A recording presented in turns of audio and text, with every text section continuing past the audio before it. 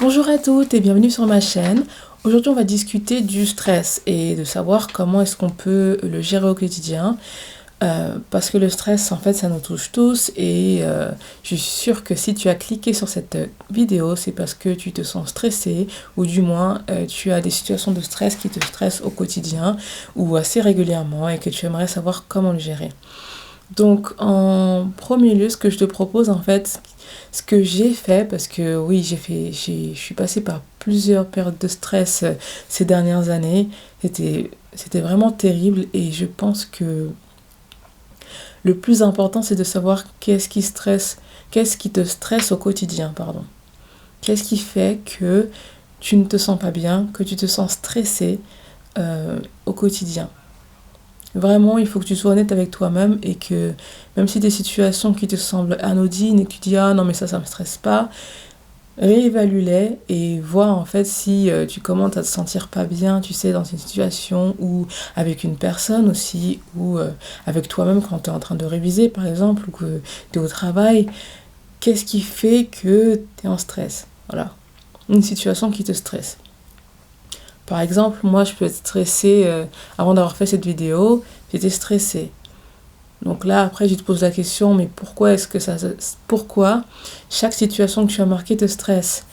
Ça peut être pour différentes raisons. En général, le stress, il vient quand on pense qu'on n'est pas capable, en fait, de passer l'étape, en fait, de réaliser ce qu'on a envie de faire. Au travail, ça peut être d'avoir des objectifs que nous, on pense inatteignables. Par exemple, ton manager va te dire de faire un rapport ou de faire quelque chose dans un temps imparti. Et ce temps-là, en fait, tu penses qu'il est très réduit et que tu n'auras jamais le temps de faire ça en si peu de temps.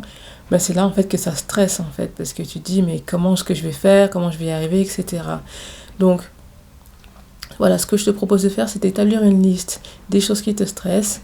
Et pour chaque chose qui te stresse, en face, essayer de voir clairement pourquoi est-ce que ça te stresse.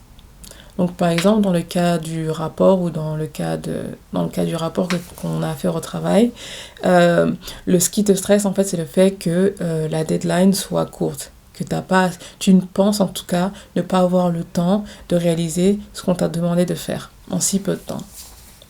Donc, une fois que tu sais pourquoi est-ce que tu es stressé et que cette situation te stresse, après ça, tu vas pouvoir mettre des actions en place.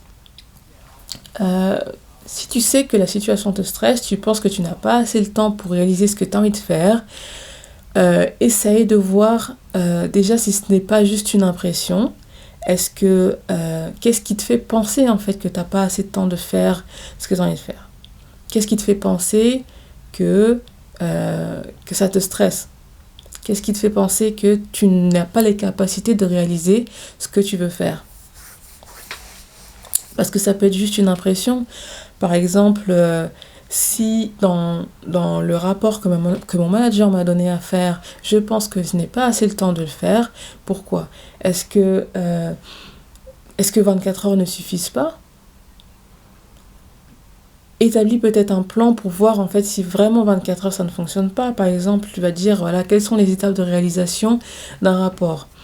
Alors je vais devoir récolter les informations, écrire, je sais pas si c'est 10, 20 pages, et ensuite le faire corriger, et ensuite le donner à mon manager, je sais pas, j'invente. Et tu sais qu'en général, quand tu fais des rapports, ça te demande 3 à 4 jours. Donc là, tu dis, en fait, oui, en effet, il y a un décalage entre la façon dont je faisais les rapports avant et aujourd'hui ce que mon manager me demande de faire. Donc une fois que tu as repéré les décalages, et c'est là en fait qu'il faut que tu trouves des solutions. Est-ce que tu peux aller voir ton manager pour essayer de trouver une solution? Lui poser la question, est-ce que la deadline peut être prolongée?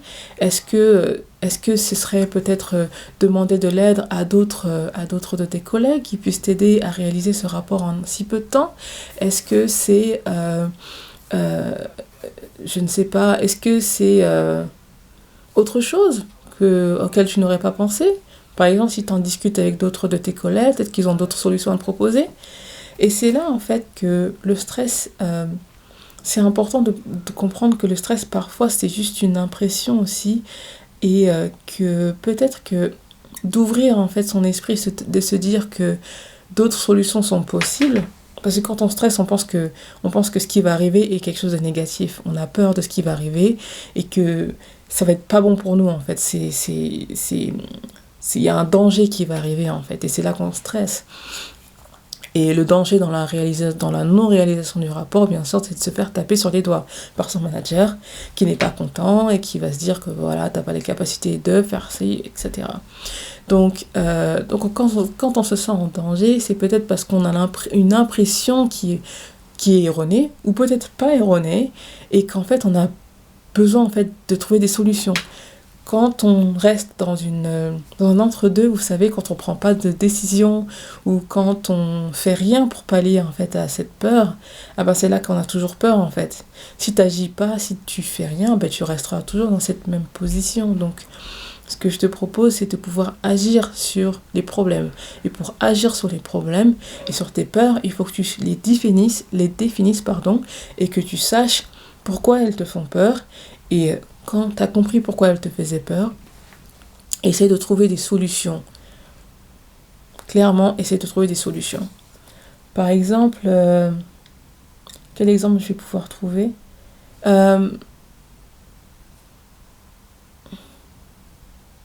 Voilà, par exemple, dans mon cas, c'est de faire des vidéos YouTube. Ça a été difficile pour moi de me filmer et de me montrer aux gens, clairement. Donc ça me mettait dans une situation de stress rien que d'y penser. Par contre, c'est une impression parce que finalement, j'ai jamais fait vraiment de vidéos YouTube que j'ai montré à des gens qui ont donné leur feedback et j'ai jamais eu vraiment de positif ou négatif feedback parce que au final, personne les a vus, j'en ai rien fait, donc ça reste une impression en fait. Ça me stresse parce que j'imagine que les choses vont se passer. Et au final, en décortiquant tout ça, je me suis rendu compte que j'avais peur du regard des autres et j'avais peur en fait que mes vidéos en fait provoquent des retours négatifs de la part des gens qui les regardent. Donc, je pense que ce qui est important là, c'est de savoir vraiment si tu as vraiment envie de faire ce que tu as envie de faire. Donc moi, dans mon cas, c'est faire des vidéos. J'ai vraiment envie de le faire. Par contre, j'ai peur du regard des autres et de ce qu'ils vont penser. Mais c'est là aussi que la raison elle rentre en compte, c'est que il y aura toujours des gens qui seront contents, pas contents, et en fait c'est là qu'il faut que tu dépasses tes peurs et que tu agisses et que tu rencontres vraiment dans la réalité en fait ce qui va se passer. Tant que tu es dans cette optique d'imaginer ton futur et d'imaginer ce qui va se passer, tu penseras souvent des trucs négatifs. Oh, il va se passer ci, ça, et au final, je serai pas bien, je serai encore plus stressée. Plus tu vas laisser le stress te faire poser des questions et en fait rentrer dans ta vie en fait et te faire stresser tout le temps, plus tu vas être dans cette optique de ah, j'ai pas trop envie de le faire. Tu auras moins envie de faire les choses et fais-les parce que plus tu vas attendre et pire ça va être. Poser trop de questions, être en situation de stress, être entre deux et se dire ah mais si ça, fais quelque chose, prends une action et mets-la en place. Quand on est stressé, c'est ton corps aussi qui se dit qu'il faut que tu prennes une décision, il faut que tu agisses. Il faut que tu fasses quelque chose pour pallier à ce stress. Tant que tu ne feras rien, ton stress, il sera toujours là. Il faut gérer son stress. C'est là qu'il te dit, quand tu stresses, c'est ton corps qui te dit, fais quelque chose, agis. Vous savez, vous avez peut-être déjà entendu parler du fait que quand ton corps est stressé, soit tu fuis, donc t'évites la situation, soit t'es immobile, donc t'es figé, tu fais rien, soit tu te bats. Et soit tu confrontes la situation. Et moi, je te propose pour une fois de ne pas rester immobile, parce qu'en restant immobile, la situation de stress est toujours là. Elle t'attend, elle est toujours là. Donc tu seras toujours stressé. La fuite, l'évitement, le problème c'est que tu vas peut-être rencontrer cette situation-là dans une autre fois. Donc au final, tu vas juste pousser dans le futur, en fait, la rencontre encore de ce même stress.